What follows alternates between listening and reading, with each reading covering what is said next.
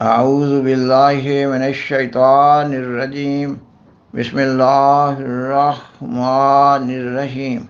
سامعین و ناظرین کرام، السلام علیکم ورحمۃ اللہ وبرکاتہ۔ خاکسار اس وقت جماعت احمدیہ کے دوسرے خلیفہ حضرت مرزا بشیر الدین محمود احمد رضی اللہ تعالیٰ عنہ کے ایک خطاب سے چند ایک عبارتیں پیش کرنے جا رہا ہے۔ آپ نے 4 جولائی 1948 کو کوئٹہ میں پبلک لیکچر دیا۔ یہ خطاب تاریخ احمدیت جلد 11 میں درج کیا گیا ہے۔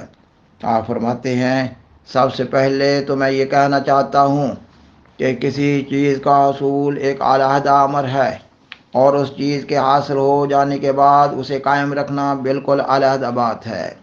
ایسے واقعات دنیا میں کثرت کے ساتھ مل جائیں گے کہ کسی شخص کو کوئی چیز آپ ہی آپ مل گئی ہو، مگر اس امر کی کوئی ایک مثال بھی نہیں مل سکتی کہ کوئی چیز آپ ہی آپ قائم رہی ہو۔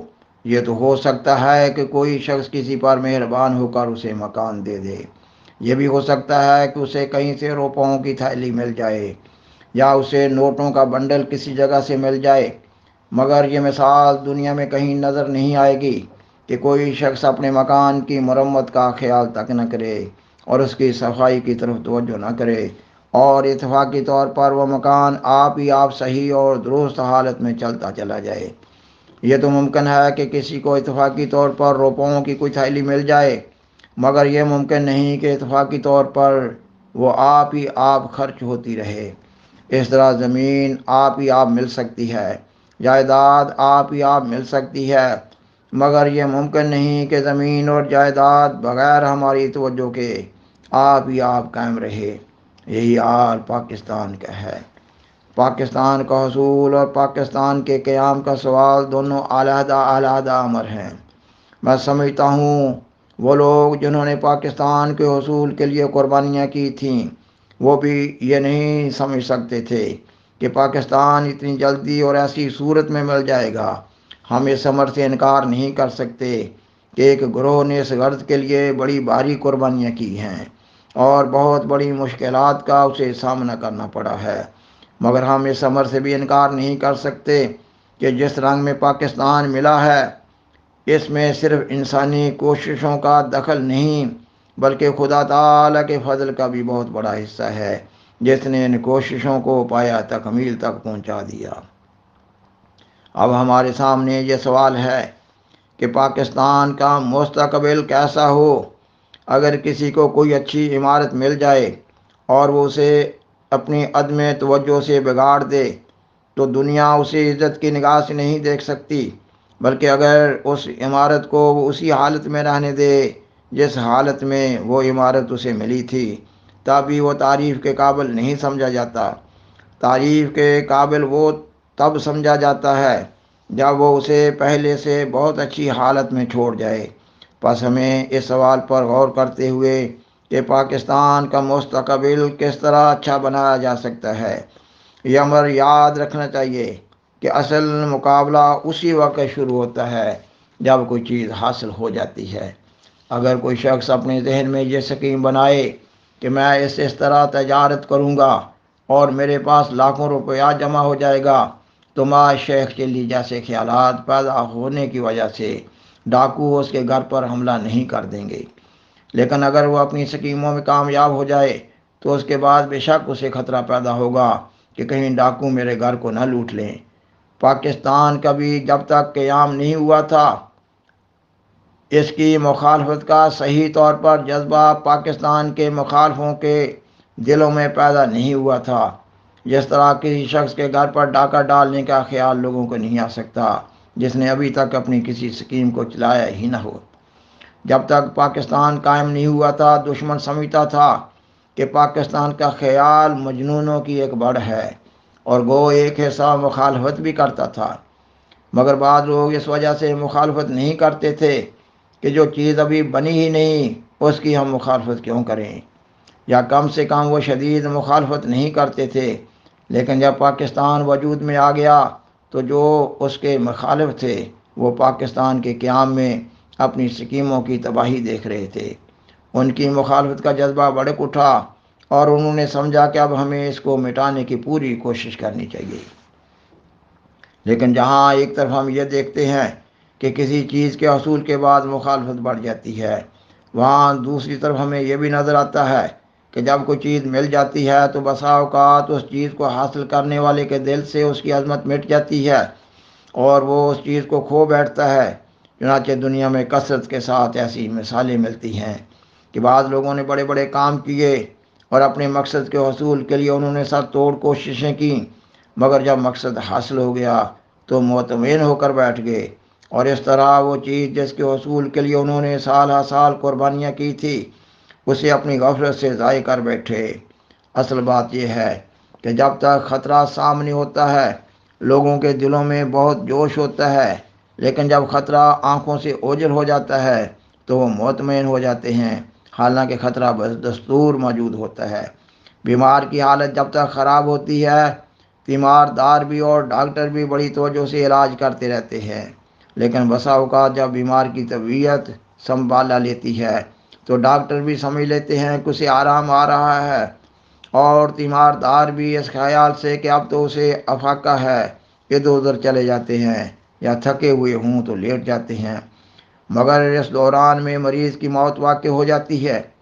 یہی حال قوموں کا ہے، جب وہ اپنے مقصد میں کامیاب ہو جاتی ہیں تو خطرات ان کی نگاہ سے اوجھل ہو جاتے ہیں اور وہ سستی اور غفلت کا شکار ہو جاتی ہیں، جس کا نتیجہ یہ ہوتا ہے کہ دشمن ہوشیار ہو کر فائدہ اٹھا لیتا ہے۔ پاکستان کی حالت بھی اس وقت ایسی ہی ہے۔ پاکستان نام ہے اس ملک کے ایک ٹکڑے کا جسے پہلے ہندوستان کہا جاتا تھا۔ جس ملک کا یہ ٹکڑا ہے وہ ملک زندہ ہے۔ اگر سارے ملک کا نام پاکستان ہوتا تو خطرہ کی کوئی صورت نہیں تھی، مگر اب 3/4 سے زیادہ حصہ زندہ موجود ہے اور 1/4 کو کاٹ کر الگ کر دیا گیا ہے۔ پس پاکستان کے قیام سے خطرات دور نہیں ہوئے بلکہ پہلے سے بڑھ گئے ہیں، کیونکہ ہمارا ہمسایہ سمجھتا ہے کہ اسے پاکستان کے قیام سے سخت نقصان پہنچا ہے۔ اس سلسلہ میں بعض لوگوں کا یہ خیال ہے کہ مشرقی پنجاب میں مسلمانوں پر جو مظالم ہوئے تھے انہوں نے مسلمانوں میں جذبہ انتقام اتنا شدید طور پر پیدا کر دیا ہے کہ اب مسلمانوں کی طاقت پہلے سے کئی گنا بڑھ گئی ہے۔ در حقیقت دنیا میں 2 ہی چیزیں طاقت اور قوت کو بڑھاتی ہیں، جذبہ محبت یا جذبہ انتقام۔ مائیں جذبہ محبت کی وجہ سے بعض دفعہ ایسے کام کر جاتی ہیں جو عام حالات میں بالکل ناممکن نظر آتے ہیں۔ اسی طرح جب کسی کو شدید صدمہ پہنچتا ہے تب بھی اس کے انتقام کا جذبہ تیز ہو جاتا ہے۔ اسی وجہ سے محبت اور انتقام کے جذبہ کو جنون کہتے ہیں، کیونکہ جنون کی حالت میں مجنون کی طاقتیں بہت بڑھ جاتی ہیں۔ رسول کریم صلی اللہ علیہ وسلم کے زمانہ میں جب بدر کی جنگ ہوئی تو مسلمانوں کی طرف سے صرف 313 آدمی اس جنگ میں شریک تھے، اور وہ بھی بالکل بے سر و سامان اور نا تجربہ کار، لیکن دشمن کا 1000 سپاہی تھا اور وہ سارے کا سارا تجربہ کار آدمیوں پر مشتمل تھا۔ ابھی جنگ شروع نہیں ہوئی تھی کہ ابو جہل نے ایک عرب سردار کو بھجوایا اور اسے کہا تم یہ اندازہ کر کے آؤ کہ مسلمانوں کی تعداد کتنی ہے۔ وہ واپس گیا تو اس نے کہا میرا اندازہ یہ ہے کہ مسلمان 300 اور 325 کے قریب ہے۔ ابو جہل اس پر بہت خوش ہوا اور کہنے لگا ہم نے تو میدان مار لیا۔ اس نے کہا اے میری قوم، بے شک مسلمان تھوڑے ہیں، لیکن میرا مشورہ یہی ہے کہ مسلمانوں سے لڑائی نہ کرو، کیونکہ اے میری قوم میں نے اونٹوں پر آدمی نہیں بلکہ موتیں سوار دیکھی ہیں۔ یعنی میں نے جس شخص کو بھی دیکھا اس کا چہرہ بتا رہا تھا کہ آج میں نے مر جانا ہے یا مار دینا ہے، اس کے سوا اور کوئی جذبہ ان کے دلوں میں نہیں پایا جاتا۔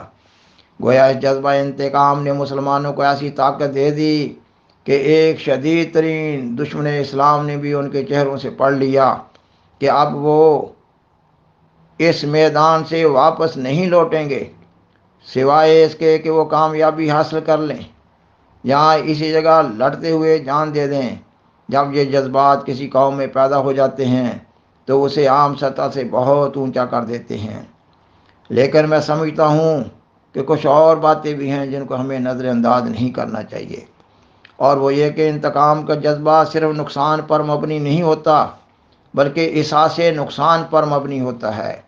ایک شخص کے اگر 10 روپے کوئی شخص چرا لے ایک شخص کے اگر 10 روپے کوئی شخص چرا کر لے جائے اور اسے محسوس بھی نہ ہو تو اس کے اندر کوئی جذبہ انتقام پیدا نہیں ہوگا، لیکن دوسرے شخص کا اگر صرف 1 روپیہ کوئی شخص چرا لیتا ہے اور اسے اس کی چوری کا احساس ہوتا ہے تو اس کے اندر یقیناً جذبہ انتقام پیدا ہو جائے گا۔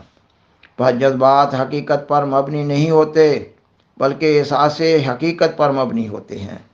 اگر ہم کو شدید سے شدید نقصان بھی پہنچا ہے لیکن ہمیں اس نقصان کا احساس نہیں تو محض نقصان اس بات کی دلیل نہیں ہوگا کہ ہمارے اندر جذبہ انتقام پیدا ہو گیا ہے۔ یہی حال محبت کا ہے، وہ بھی احساس پر مبنی ہوتی ہے۔ ایک حبشی کو اپنا کالا کلوٹا بچہ ہی خوبصورت نظر آتا ہے، حالانکہ دوسرے کی نگاہ میں وہ بدصورت ہوتا ہے۔ غرض انتقام کا جذبہ یا محبت کا جذبہ دونوں احساس پر مبنی ہوتے ہیں۔ جتنے احساسات تیز ہوں اتنا ہی جذبہ بڑا ہوا ہوتا ہے، اور جتنے احساسات کم ہوں اتنا ہی اس جذبہ کا فقدان ہوتا ہے۔ بس ہمیں صرف اپنے نقصان کا ہی نہیں بلکہ احساس نقصان کا بھی جائزہ لینا پڑے گا۔ اسی طرح ہمیں دوسرے فریق کے نقصان اور اس کے احساس نقصان کا بھی جائزہ لینا پڑے گا۔ اگر اس کے بغیر ہم کوئی فیصلہ کر لیتے ہیں تو در حقیقت وہ صحیح فیصلہ نہیں کہلا سکتا۔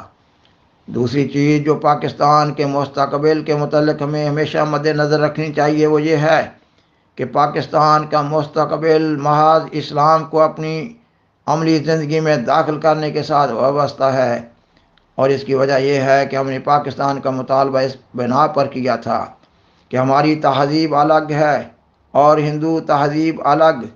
جب مسلمانوں نے یہ مطالبہ کیا اس وقت پنڈت جواہر لال صاحب نہرو نے ایک مضمون لکھا تھا کہ بتاؤ تمہاری کون سی تہذیب ہے جو ہندوستانی تہذیب سے الگ ہے۔ ہم اس وقت کہہ سکتے تھے کہ یہ چیز عمل سے تعلق رکھتی ہے، عمل کا موقع آئے گا تو ہم تمہیں بتائیں گے کہ ہماری تہذیب کون سی ہے، مگر اب جب کہ ہمیں اس تہذیب کو قائم کرنے کا موقع مل گیا ہے، پنڈت نہرو اور ان کے ساتھی اگر ہم سے یہ سوال کریں کہ وہ کون سی تہذیب ہے جس کے لیے تم نے پاکستان مانگا تھا تو یقیناً وہ اپنے اس مطالبہ میں حق بجانب ہوں گے۔ یہ ظاہر ہے کہ جس تہذیب کے بچانے کا ہم دعویٰ کر رہے تھے وہ ایرانی نہیں تھی، نہ وہ پٹھانی، بلوچی، سندھی، پنجابی یا بنگالی تہذیب تھی، کیونکہ نہ ہم سارے ایرانی تھے، نہ ہم سارے پٹھان تھے، نہ ہم سارے بلوچی تھے، نہ ہم سارے سندھی تھے، نہ ہم سارے پنجابی تھے، اور نہ ہم سارے بنگالی تھے۔ پھر وہ کیا چیز تھی جس کے لیے ہم سب لڑ رہے تھے؟ یقیناً اسلام ہی ایک ایسی چیز ہے جو ہم سب میں مشترکہ طور پر پائی جاتی ہے، اور اسلامی تہذیب ہی ایک ایسی چیز ہے جس کے قیام کا ہم میں سے ہر شخص خواہش مند تھا۔ اسی تہذیب کے قیام کے لیے ہم نے پاکستان کا مطالبہ کیا تھا۔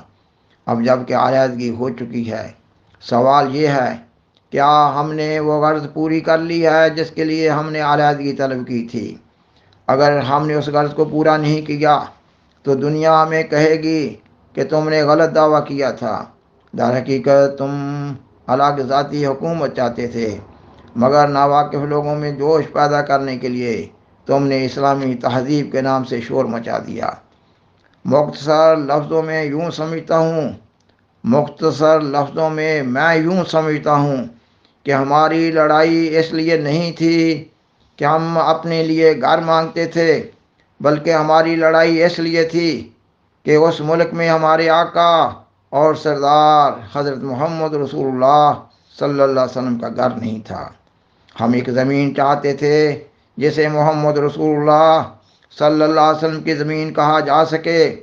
ہم ایک ملک چاہتے تھے جسے محمد رسول اللہ صلی اللہ علیہ وسلم کا ملک کہا جا سکے۔ ہم ایک حکومت چاہتے تھے جسے محمد رسول اللہ صلی اللہ علیہ وسلم کی حکومت کہا جا سکے، اور یہی اصل محرک پاکستان کے مطالبہ کا تھا۔ بس انفرادی اور قومی زندگی میں اسلام کو داخل کرنا ہمارا سب سے پہلا اور اہم فرض ہے۔ بس انفرادی اور قومی زندگی میں اسلام کو داخل کرنا ہمارا سب سے پہلا اور اہم فرض ہے۔ اگر ہم ایسا نہیں کرتے تو یقیناً ہم اپنے دعوی میں سچے نہیں سمجھے جا سکتے، مگر اس کے ساتھ ہمیں یہ بات بھی کبھی نظر انداز نہیں کرنی چاہیے کہ ہم نے ساری دنیا میں اسلام کو قائم کرنا ہے اور ساری دنیا میں محمد رسول اللہ صلی اللہ علیہ وسلم کا جھنڈا بلند کرنا ہے۔ بس پاکستان اس منزل کے حصول کے لیے یقیناً ایک قدم تو ہے، مگر بہرحال وہ ایک اینٹ ہے اس عمارت کی جو ہم نے ساری دنیا میں قائم کرنی ہے، اور ہمارا فرض ہے کہ ہم اس عظیم و شان مقصد کو ہمیشہ اپنے سامنے رکھیں اور اس کو پایا تکمیل تک پہنچانے کے لیے جس قدر بھی قربانیاں کر سکیں ان سے کبھی دریغ نہ کریں۔ سامعین و ناظرین کرام، بالآخر درخواست ہے کہ برائے مہربانی اس پروگرام کو دوسروں سے شیئر کریں اور حضرہ کرم اس چینل کو سبسکرائب کریں۔ جزاکم اللہ تعالی احسن الجزا و آخر دعوانا ان الحمد للہ رب العالمین۔ شکریہ۔